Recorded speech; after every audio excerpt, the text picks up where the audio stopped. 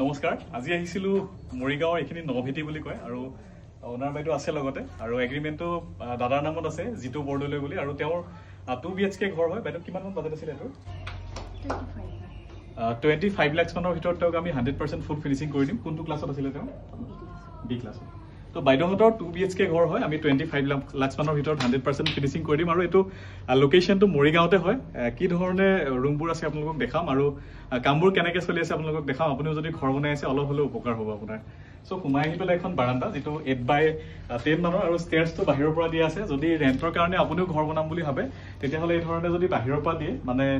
ইয়াতে দৰজা লগাই গ্ৰিল লগাই দিলে আপুনি ভিতৰৰ পৰাও যাব পাৰিব আৰু বাহিৰৰ কোনোবা আহা যোৱা কৰিব পাৰিব বেছিভাগ মানুহে মানে বাহিৰৰ পৰা বা বাৰান্দাৰ পৰা হেতু কাৰণে দিয়ে আৰু সোমাই আহি পেলাই ইয়াতে এটা ড্ৰয়িং কাম ডাইনিং হল হ'ব যেটো যথেষ্ট ডাঙৰ আছে মোটামুটি 22x15 বা 16 মানৰ হ'ব আৰু কিচেনটো ইয়াতে বনোৱা যাব ইফালে ইয়াত এটা বেডৰুম আছে যেটোৰ সাইজ আছে মোটামুটি 14x16 মানৰ যথেষ্ট স্পেচিয়াছ আৰু ইয়াত এটা আছে কমন বাথৰুম যেটো আছে 7x6 মানৰ আৰু ইফালে এটা আছে মাষ্টাৰ বেডৰুম যেটো মাষ্টাৰ বেডৰুমৰ সাইজ আছে মোটামুটি 16x14 মানৰ এটো যথেষ্ট ডাঙৰ আৰু ইয়াৰ লগতে মাষ্টাৰ বেডৰুমৰ লগত এটো এটা এটাচ বাথৰুম আৰু এটো ষ্টিল বেন বুলি কোৱা যায় আৰু ইয়াৰ কামটো বহুতে জানে হয়তো বহুতে নাজানে ওয়ালৰ পৰা যদি ক্ৰেক আহে বা এনেকুৱা ধৰণৰ ইস্যু কাৰণে এটো দিয়া যায় সাধাৰণতে বহুত ঘৰত দিয়া দেখা নাযায় এই ধৰণে দিলে বহুত বেছি ভাল হয় ঘৰটো বহুত বেছি ষ্ট্ৰং হয় উইন্ডো বিলাক যদি ইয়াত কেতিয়াবা বহুৱা যায় বাহিৰ ফালৰ পৰা ইয়াত যি ধৰণে দিয়া আছে সো উইন্ডো বিলাকৰ তলত চাগে আপোনালোকে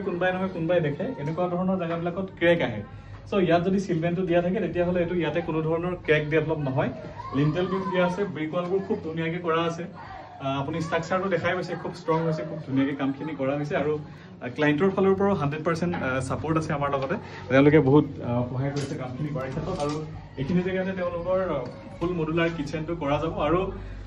আপোনালোকক ওপৰ ফালৰ পৰা দেখাম ওপৰ ফালেও আপোনালোকক দেখাম কেনেকুৱা কি আপোনালোকে যি ধৰণে দেখা পাইছে আপোনালোকে মোটামুটি এই ধৰণে